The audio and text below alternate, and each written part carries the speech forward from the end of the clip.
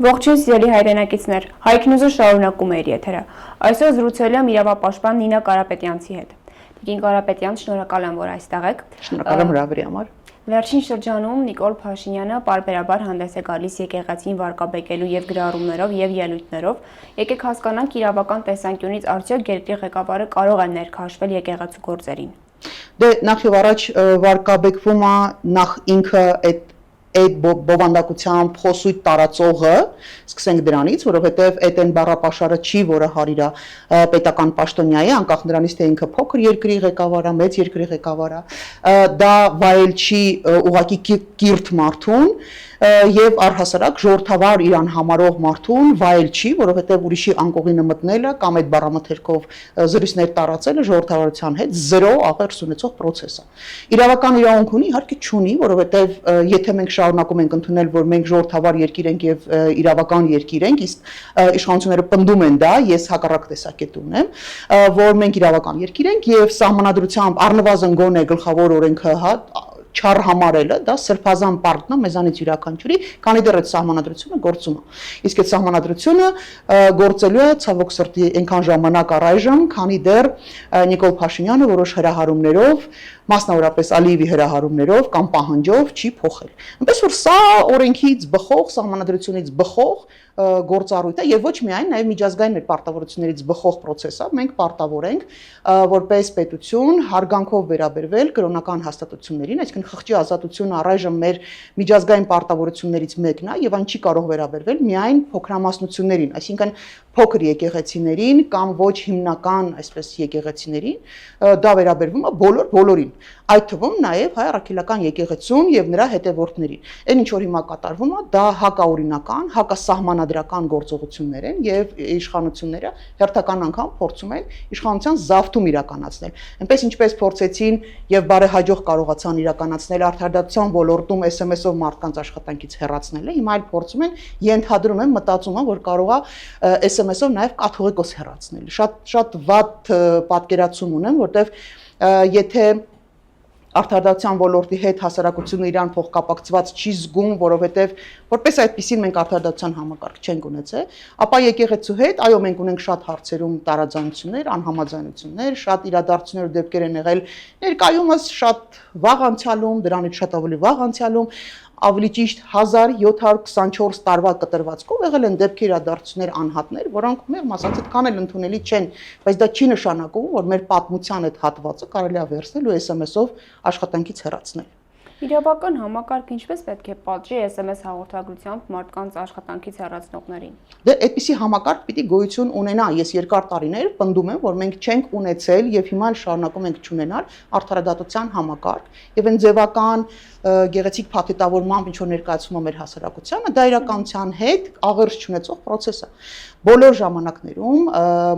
արդարադատության ամբողջ համակարգը, որտեղ հիմա թիրախավորվել է միայն դատարանը, բայց խոսքը միայն դատարանների մասին չի։ Այդ գործերը կարվել են քննչական մարմիններում, վարույթ իրականացնող մարմիններում, այդ գործերի վերահսկողությունը իբր վերահսկողությունը իրականացրել դատախազությունը, տվյալները տրամադրել է օրինակ ԱԱՑ-ն, ընթացքում, չգիտեմ, էլի տարբեր կառույցներ, ոստիկանությունն է ներգրաված եղել, դատարաններն են ներգրաված եղել իր բոլոր ատյաններով, եթե կուզեք սահմանադրական դատարանն է ներգրաված եղել ընտրությունների, եթե վերաբերելի process է եղել եւ բազմաթիվ այլ գործառույթներով, ու այս ամբողջ համակարգը գործել է օրվա իշխանությունների քիմքին հաճող որոշումներ կայացնելով։ Նույնը եղել է նախկինում, նույնը իրականացվում է հիմա, ոչ այդ ծավալով անշուշտ, որովհետև այդ թվում նաև դատական, հատկապես դատական համակարգում կան դատավորներ, որոնք պատրաստ չեն ցանկացած հրահանգ կատարել, բայց որ կարողանում են ստանալ իրանց սրտի որոշումները, դա այլևս ակնհայտ է։ Հայոց Գերագույն հոգևոր խորհուրդը հանդես էր եկել հայտարարությամբ, որտեղ նշում են, որ խստորեն դատապարտում է Նիկոլ Փաշինյանի խոսքերը։ Ինչ է կարծում, այս հայտարարությունը բավարար է, թե իսկապես հայ առաքելական եկեղեցին պետք է Փաշինյանի նկատմամբ սահմանի մեծագույն պատիժը, այսինքն նզովքը։ Ու ես այդպես գործերի մեջ չեմ խառնվում, ես իրավապաշտպան եմ։ Դա եկեղեցու բացառիկ իրավունքն է, ինչ որ մեկին նզովքի ենթարկելը, ես անգամ այդպեսի կոչեր չեմ անի։ Ես կարծում եմ, որ այս ծանր իրավիճակում կողմերից մեկը պիտի իր վրա պատասխանատվություն վերցներ մի փոքր այս լարվածությունը մեղմելու, այս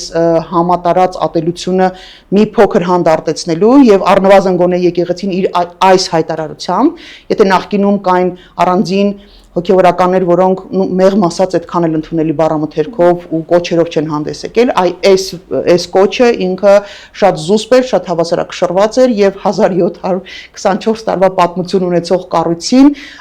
հարիր որոշում էր, թե ինչ կլինի հետո,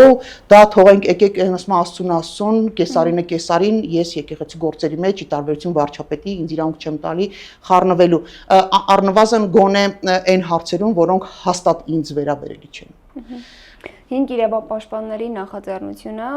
նույնպես հանդես է եկել հայտարարությամբ, նույնպես նշել է, որ խստորեն դատապարտում է այն, որ երկրի ղեկավարը ներքաշվում է եկեղեցու գործերին, վարկաբեկում ու վատաբանում է, եւ նշել է չնայած, որ սա սահմանադրության կոպիտ խախտում է, այնուամենայնիվ մենք չենք պատրաստվում հաղորդում ներկայացնել, հաշվի առնելով մեր երկրի իրավական համակարգի, մեղմ ասած, վատ վիճակը։ Համաձայն եք։ Նույն տրամաբանության մեջ նախորդ հարցին պատասխանելով, այո, ես ասացի, որ մենք չունենք այդ համակարգը, այլապես դեռևս, չգիտեմ, 2, 3, 4, 5 տարի առաջ արված հայտարարությունների գործողությունների վերաբերյալ վարչապետի իր թիմակիցների, մենք պիտի արդեն տեսած լինենք քրեական գործեր, հարուցված քրեական գործեր, ոչ թե մանր-մունր միջադեպերի, օրինակ հայյանքի, որտեղ դրանց հետ համեմատած հայյանքը ինքը շատ մանր միջադեպ էր։ Քաղաքական որոշումների, հակասահմանադրական գործողությունների վերաբերյալ պիտի որոշումներ կայացրած լինեն, եթե մենք ունենայինք արդարադատության համակարգ եւ այո, անտրամաբանական, դիմես որ ինչ անես, դիմես որ ժամանակ վատնես, մենք շատ դեպքերում ստիպված ենք լինում դիմել արդարադատության համակարգին, որովհետեւ պատրաստվում ենք միջազգային կառույցներին դիմելու եւ անհրաժեշտություն կա զուտ ձևական ապահովել այդ համակարգով անցնելու process-ը, դա է պատճառը, որ դիմում ենք այս ներպետական ինչ որ կառույցների լրացնելու այդ ֆորմալ կողմը, այլապես իսկապես շատ դեպքերում իմաստ չկա այստեղ ինչ որ գործառույթ իրականացնելու։ Սա կարա իհարկե լուծվի միայն մի տարբերակով, եթե մենք ունենանք քաղաքական իշխանություն, որը կհասկանա ինչքան կարևոր է արդարադատության համակարգի դերը, որովհետև գործադիր իշխանությունը գալիս է ու գնում է, օրենսդիր մարմինը գալիս է ու գնում է, անգամ եթե ինքը փորձում է զավթել իշխանությունը, անգամ եթե ինքը ազգանուն դրեք մի կողմ, իրանք բացարձակ կարևոր չէ։ Բոլորը գալիս են ու գնում են, արդարադատության համակարգը ինքն մնայուն, կայուն, կոնստանտ, միավորն է, որը նաև զսպող ուժ պիտի լինի այս տեսակ ինչ ասեմ, անպատասխանատու հակասահմանադրական հակապետական գործողությունները կանխելու, կանխարգելելու եւ նաև պատասխանության ենթարկելու հարցում, ինչը մենք ցավոք սրտի չունենք։ Եվ այնպես որ կարծում եմ, գիտեք, այստեղ շատ կարևոր է անկախ նրանից դու հետևորդ ես հայ առաքելական եկեղեցու, աթեիստ ես, ագնոստիկ ես, դա բացարձակ էական չի։ Հայ առաքելական եկեղեցին մեր պատմության 1724 տարվա միակ անընդհատ գործող ինստիտուտն է։ Եվ այսպիսի վերաբերմունք, այսպիսի արհամարական վերաբերմունք ցուցադրել այս կառույցին ինքը մեր անցյալի անբաժանելի մասն է, ինքը մեր ներկայի անբաժանելի մասն է եւ ենթադրում եմ, այո, նաեւ ինքնության հարցը։ Բոլոր ովքեր որ հիմա դիտարկում են միայն ինչ որ փոքր իրավիճակային դրվագային դեպքեր ու իրադարձություններ ու չեն գնահատում այն ճանապարհը, որը որ անցել է այս կառույցը, ինքը մեզ տվել է բազմաթիվ հնարավորություններ, սկսած գիտնականներից, զուտ հիշեցնելու համար, որ նույն ժամանակաշրջանում, օրինակ միջնադարում գիտնականներին խարույկի վրա վառում էին, մեր միջնադարը եղել է ոսկե միջնադար, որտեղ գիտնականներ են ունեցել, այնպիսի գիտնականներ, որոնք համաշխարհային այդ սանդղակներում կարող են ամենաբարձր տեղերը։ Դա եղել է եկեղեցիներին, վանքերին, չգիտեմ, տաճարներին գից, դպրոցներում, համասարաններում, այդ խմբերում մեր գրերն են ստեղծվել եկեղեցում։ Այդ ամեն ինչը վերցնել, այսինքն մի փաթեթի մեջ փաթաթել ու ասել, որ այսինչի հետ ինչ որ հարաբերություններ ա ունեցել, այսքան վուլգար, այսքան տգեղ, այսքան ցածր մակարդակի, կողքից էլ ասեն, որ այդքան ցածր ենք իջնում, որ անցալելի լինեն, ցածրում տեղ չկա, ցածում բոլորը դուք եք։ Ամբողջ ցածը զբաղված է ձեզանով եւ ձեզ սպասարկող տարբեր կառույցներով, անհատներով, այսպես կոչված փորձագետներով, քաղաքասարակության ներկայացուցիչներով, ներքևում բոլորը դուք եք, ներքևը տեղ չկա, պետք չի մի իջեք, դրանից ցածր ուղղակի էլ տեղ չկա։ Կառավարությունը մշտապես հանդես է գալիս հետևյալ խոսքերով, որ իրենք պայքարում են կոռուպցիայի դեմ, բայց երբ լրագրողական համայնքը սկսում է կոռուպցիոն սխեմաներ բացահայտել, անմիջապես նրանց ձերբակալում են, ոչ այնքան ճիշտ քայլեր են անում նրանց նկատմամբ, հիշենք Լիլիթ Աղեկյանի գործը, նրան գիշերը ուշ ժամի բռնի ենթարկեցին, նաև նշվեց, որ տեսախցիկների առաջ նրան մերկացրել են եւ մարմնի զննում են իրականացրել, փորձենք հասկանալ ինչու է պետությունը պայքարում կոռուպցիայի դեմ, միաժամանակ այն անձանց, ովքեր որ կոռուպցիոն սխեմաներ են ներկայացում, այս կերպ են վարվում նրանց հետ։ Այս իշխանությունները կոռուպցիայի դեմ պայքարը ենթադրում են, որ վերաբերվում է միայն նախկիններին։ Այն որ նախկինում տեղի են ունեցել բազմաթիվ լրջագույն խախտումներ, ներառյալ ճակատագրական Հայաստանի համար անվտանգային հարցերով ճակատագրական, Южно-Կավկասский железный дороги կներեք հայերեն չեմ հիշում, էլեկտրոցանցերի հետ կապված, գույք պարտքի դիմաց, մեր տարբեր, չգիտեմ, կարևորագույն անվտանգային կառույցների փոխանցումը այլ ուժերին, բանակի հետ կապված լրջագույն խնդիրներ, որոնք պատերազմի ընթացքում եւ հետո արդեն սկսեցին քիչ բացահայտվել։ Այս բոլոր խնդիրները եղել են, բայց իշխանությունը պատկերացնում է կոռուպցիայի դեմ պայքարը, դա առանձին, այսպես դեմքերի ընտանիքի անդամների եւ իրանց վերաբերյալ ինչ որ նյութերի բացահայտում, ինքը կոռուպցիան դա է պատկերացնում։ Երբ որ խոսքը գնում է իր մասին, շատ սրտնեղվում է։ Իրանց թիմակիցների բացահայտումները Նիկոլ Փաշինյանին եւ իր թիմակիցներին գցում են ցնցումների մեջ եւ ինքը նորից վերադառնալով նախորդի պատասխանին ամբողջ այդ համակարգը ոստիկանությունից սկսած, չգիտեմ, ազգային անվտանգության ծառայությունից սկսած մնացած բոլորով լծվում են իրենց քննադատողների, իրենց բացերը ցուցադրողների, իրենց բացերի մասին, իրենց հանցագործությունների մասին խոսացողների, մենք այլևս չենք դադարել ենք խոսել վրիպակների, թուրիմացությունների, չգիտեմ, ճիշտ չմբռնելու, այդ արդեն մի կողմ ենք թողել, թեպետ դա էլ շատ կարևոր բաղադրիչ է։ Մենք այլևս խոսում ենք լրջագույն հանցագործությունների մասին, որոնք եւ կոռուպցիային են վերաբերվում, եւ հակապետական գործունեությանն են վերաբերվում, եւ հակասահմանադրական գործունեությանն են, եւ միջազգային մեր պարտավորություններից հրաժարվելու հարցերին են վերաբերում։ Այսինքն մենք լուրջ բաների մասին ենք այլևս խոսում, բայց այո, դա ավտորիտար, ես վաղուց եմ շատ ասում, մեր քաղաքասարակցության գործընկերները հետևողականորեն չեն ուզում դա ընդունել, բայց մենք այլևս ավտորիտար երկրում ենք ապրում, որտեղ մի մարդու խոսքով, մի մարդու հրահանգով կարող են process-ներ սկսվել, որոնք իրավական համարվել ուղղակի չեն կարող։ Եվ բոլոր ոլորտներում այնքը միանձնյա որոշում կարող։ Ինքը ավելի ավտորիտար է։ Մենք քիչ գնում ենք դեպի դիկտատուրա, որովհետև այն նպատակները, այն խոսույթը, այն բովանդակությունը, որը փորձում է գեներացնել Նիկոլ Փաշինյանը, դա հնարավոր է անել բացառապես միայն դիկտատորական ռեժիմում, երբ որ ոչ մեկ չկա ներսում, ով քեզ կդիմադրի։ Դա է պատճառը, որ կազմաքանդում է եւ կուսակցությունները, ինչը որ կար առայժմ դեռ մնացել էր կամ կարելի է ասել կար։ Նորերի ստեղծման համար հնարավորություն չի ստեղծվում, որովհետև դրա համար անհրաժեշտ էր, որպեսզի ամբողջական լուստրացիա իրականացվեր, դաշտը մաքրվեր, որովհետև նրանք ովքեր որ ունեին շատ փող եւ հնարավորություններ, հնարավորություն չեն տալիս նրանց ովքեր որ դեռ նորաստեղծ են, այդ անհավասար պայմաններում ի հայտ գալ, ճանաչելի լինել, չգիտեմ, վստահելի լինել, որպեսզի կարողանան չէ process-ների մասնակցել։ Ինքը հիմա հարցակումը արդեն եկեղեցու վրա տեղի ունեն, որտեղ ենթադրաբար եկեղեցին իր 1724 տարվա բարձրությունից եւ իմաստությունից շատ հարցերում, որտեղ Նիկոլ Փաշինյանները եկել են ու գնացել են։ Ինքը առաջինը չի, որ Հայաստանը փորձելու է այսպես զրոյականացնել։ Շատ է այս 1724 տարվա մեջ եկեղեցին տեսել եւ առանձին դեպքերում այո նաեւ դիմադրություն ա եղել, նաեւ դիմադրություն են կազմակերպել պետությունը պաշտպանելու նպատակով, ամենավառ օրինակը վերջերս նշեցինք հերթական անգամ Սարդարապետի ճակատամարտներ, որ իրանք առաջնորդել են։ Այսինքն բոլոր քաղաքասարակությունն ա քանդակում, չգիտեմ, ասեք էլ ինչն է, ելով կա։ Լրագրողներին ա հետապնդում ճնշումներով, բռնություններով, քրեական գործերով, այսինքն ամբողջ գործիքակազմը, որը ունի ձեռքի տակ որպես ավտորիտար եւ որպես համարյա բեսպիցի մինուտ դիկտատոր ինքը օգտագործում է ճնշելու իր նպատակներին, իր ավելի շուտ դրսում իր վրա դրված պարտավորությունների կատարելու համար ինքը գնում է դիկտատորական ռեժիմի։ Սա չտեսնելը ես չգիտեմ ինչա պետք լինել։ Ամեն անգամ երբ որ ես ինչ-որ հարց բարձրացնում են, ինձ ասում են, որ դու ծայրահեղացնում ես։ Անցնում է ժամանակ, ասում են, վայ, փաստորեն ճիշտ էր, հա, տենց ստացվեց։ Հիմա ես արդեն տարուց ավել է, ասում եմ, որ Նիկոլ Փաշինյանը գնում է դեպի դիկտատորական ռեժիմ ու շատ-շատերը ինձ ասում են, որ դու հերթական անգամ ծայրահեղացնում ես։ Ես չգիտեմ, պիտի նորից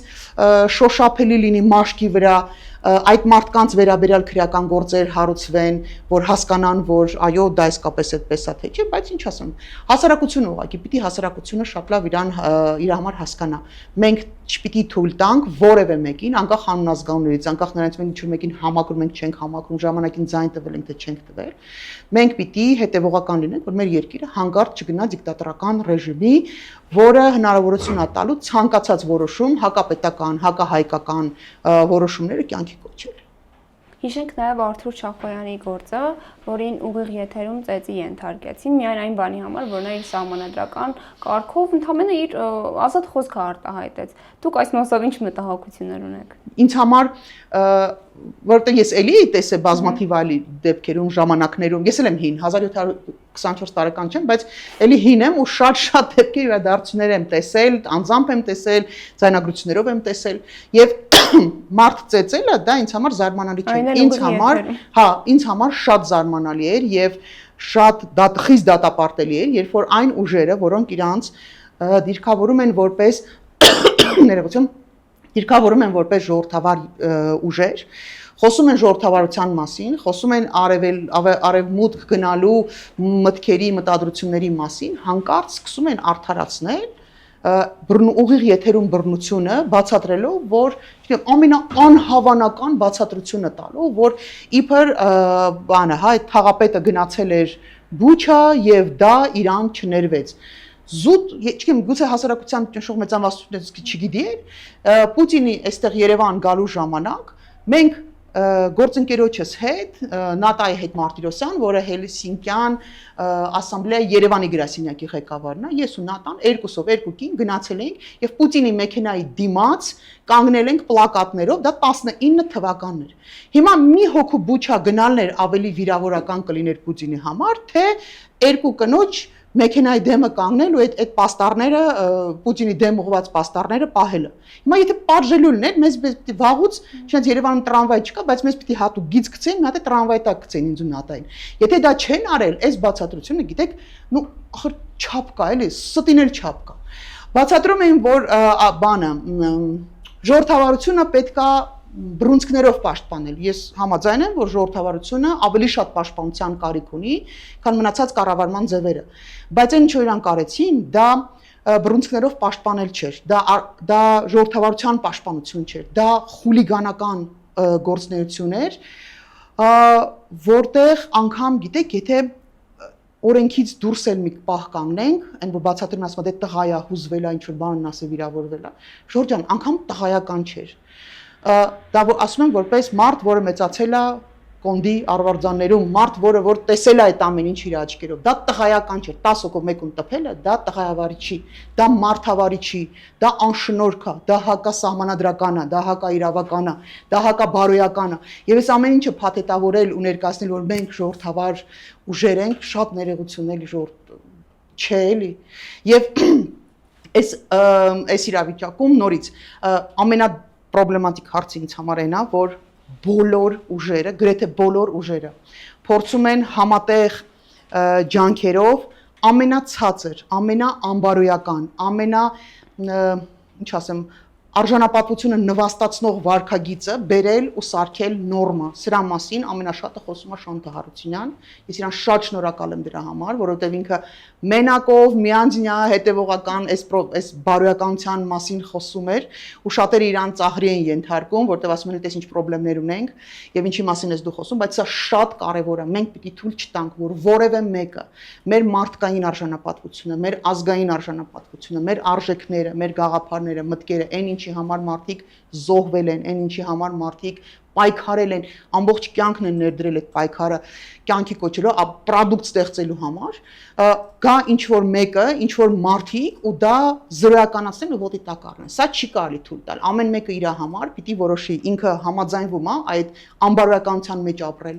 թե ինքը չտկի ինչ որ արժեքներ կրող է։ Գուցե մենք առանձին հարցերում ունենանք տարաձայնություններ, դաժե սկզբունքային հարցերում ունենանք տարաձայնություններ, բայց առնվազն այդ մարդկային, բարոյական, ազգային արժեքների մեջ մենք չենք կարող ունենալ տարաձայնություններ, էլի։ Այն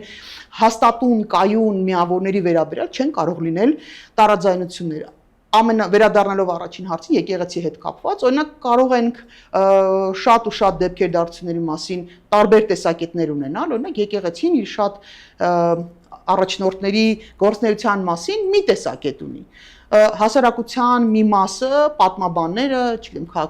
քաղաքագետները, իրանք ուրիշ տեսակետ ունեն։ Կարա լինի տարաձայնություն, կարա լինի դա։ Ինչ պիտի անենք։ Պիտի բանավիճենք, խոսենք, հասկանանք, բայց դարձնել եկեղեցին թիրախ, որովհետև ինչ որ մեկին դա դուր չի եկել, շատ ներողություն, դա ձեզ պիտի թույլ չտան։ Մենք որպես հասարակություն պիտի թույլ չտանք։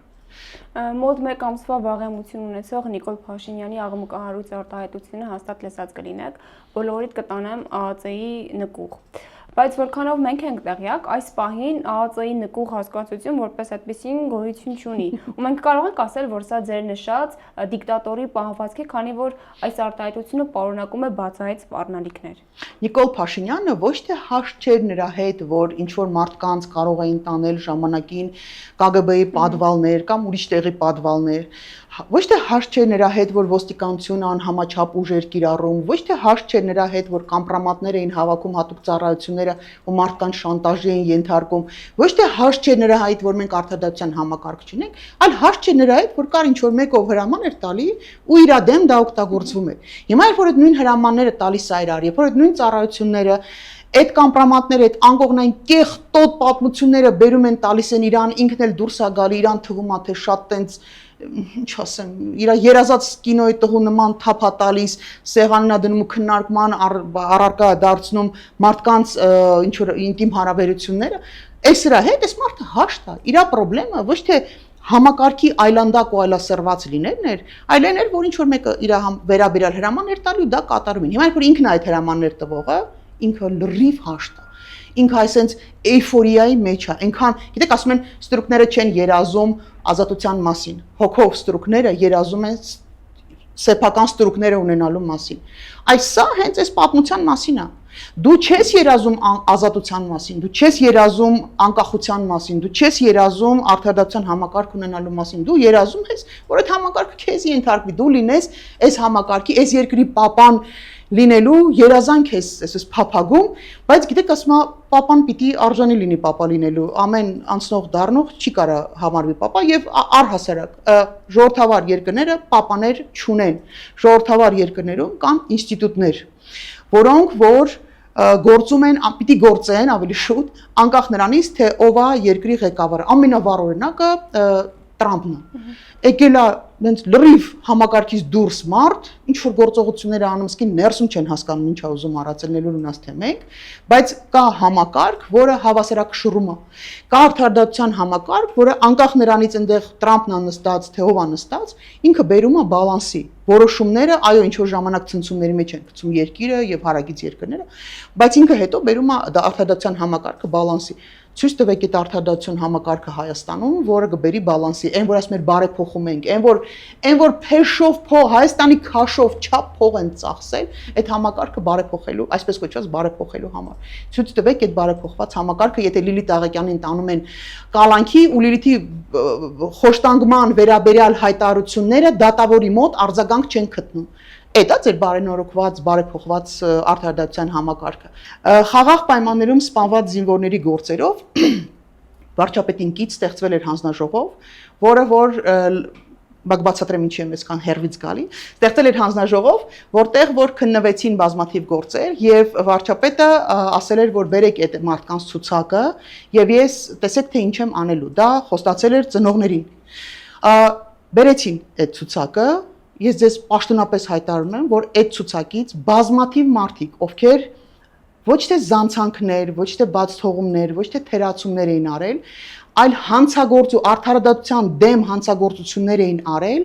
այդ մարդիկ այդ ցուցակից նշանակվել են բազմաթիվ բարձր պաշտոնների արդարադատության համակարգում։ Սա է պատկերացումը այս իշխանությունների բարեփոխումների մասին եւ ինչու են իրանք նշանակվել, հիմա վերադառնալով էլի նորից դիկտատուրային, ինչու են իրանք նշանակվել, որովհետեւ այսքան բագաժ վրեն ունեցող մարդը ինքը շատ կառավարելի է։ Իրան ոնց կասեն, ինքը խելոք տենց կանի, որովհետև ամեն վարքյան իր վերաբերյալ կարա քրական գործ հարուցվի։ Այնպես որ սա է մեր դառը իրականությունը եւ եթե կան միջև այսօր մարդիկ, ովքեր համարում են, որ դեռ ժամանակ է պետք տան, որ թողենք որտեղ աշխատեն, իրանք են նաև պատասխանատու եւ մեղավորություն ունեն, որ մենք միջև այսօր չենք կարողացել ռեալ փոփոխություններ ունենալ եւ ամեն հաջորդ օրը, որ այս իշխանությունը մնում է ղեկին, իշխանության ղեկին, մենք շատ ավելի ծանր նահանջ ենք ունենում եւ վերադառնալ, այնպես չի որ չենք կարող վերադառնալ։ Մենք վերադառնալու ենք, մենք նորմալ պետականությունը մեր վերականգնելու ենք, մենք արդարադատության համակարգ ունենալու ենք, մենք այդ ամեն ինչը անելու ենք, բայց դա լինելու է շատ ավելի ծանր գնով, շատ ավելի ծանր, չգիտեմ, ծանրանստելու մեր բոլորի վրա, որովհետեւ այս իշխանությունը հետեւողականորեն քայքայում է ամեն ինչ, սկսած մարդկային, չգիտեմ, ներաշխարից վերջացրած պետականության հիմքերով։ Շնորհակալ եմ։ Ես եմ շնորհակալ։ Եթերում ազատ հարթակներ իմ զրուցակից իրավապաշտպան Նինա Կարապետյանցն էր։ Կհանդիպենք։